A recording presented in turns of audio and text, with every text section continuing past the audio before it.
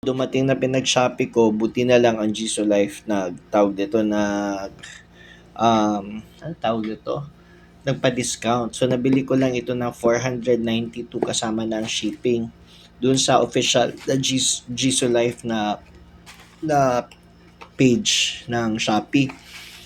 Kasi ang nangyari, ang bibilin ko sana is katulad ng dati yung Juditech or GDTech na tawag nito na handheld fan. Kaso, parang nagdadalawang isip ako bumili kasi nga ang nangyari, hindi ko naman laging ginagamit yung GDTech na yon. Kumbaga pag nasa church lang ako, yun na, saka ko lang ginagamit.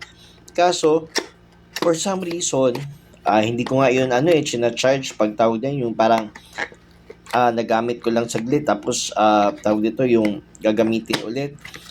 Nagcha-charge ako nun pag talagang tawag dito pag talagang medyo mahinang-mahina na yung kumbaga mga 50% or 20% na lang naiwan sa battery. Kaya yun lang, napikon ako parang hindi pa ako nagwa 1 year, hindi ko pa 1 year nagagamit, biglang bumigay na. Pero mas gusto ko sana yun kasi meron siyang parang cooling pad ba. So, pag ginagamit mo, mas tawag nito, mas pwede mo siya tawag dito, ipat sa balat mo pag mainit na mainit kasi lumalamig yun eh.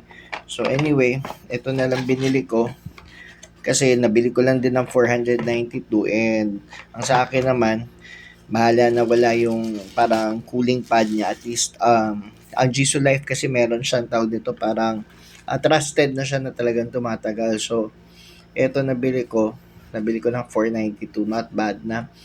So, tsaka mas madali siyang i-brush kasi iniisip ko yung isa yung mas maliit. Kaso parang feeling ko maingay yon. Kasi yung sa experience ko pag yung maliliit, parang kahit nasa 1 pa lang tumutunog na siya maingay. Ito naman, parang sabi ko baka mas less ang ingay nito kasi malaki yung blades niya eh. So, na-try natin. May konti naman tong charge eh. Meron siyang on and off dito. May on siya dito. Tapos, yan. Wala, kailangan ko talaga siyang i-charge. So, anyway, yun lang. Kwento lang ako. Hindi, meron pala. Ayan, maandar pala. Ayan. Malamig naman. Try natin. Paano ba ito itaas? Ayan. Ipe-press lang yung power. Oo, malakas siya. At mas wide yung kanyang yung space na nakukuha niya compared sa yung mas maliit yung yung bilog niya. So not bad. 58% ng charge na. Hanggang 5 lang ang niya. Let's see. 5 4 5. Tsaka hindi siya ganun kalakas, hindi siya ganun kaingay. Oo, malakas naman.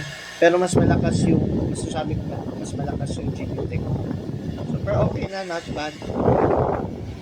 490 na, okay na. And sabi na mas okay ang power na. So, try natin pag 1 year, mas ilaw dito, feeling ko, ganun talaga.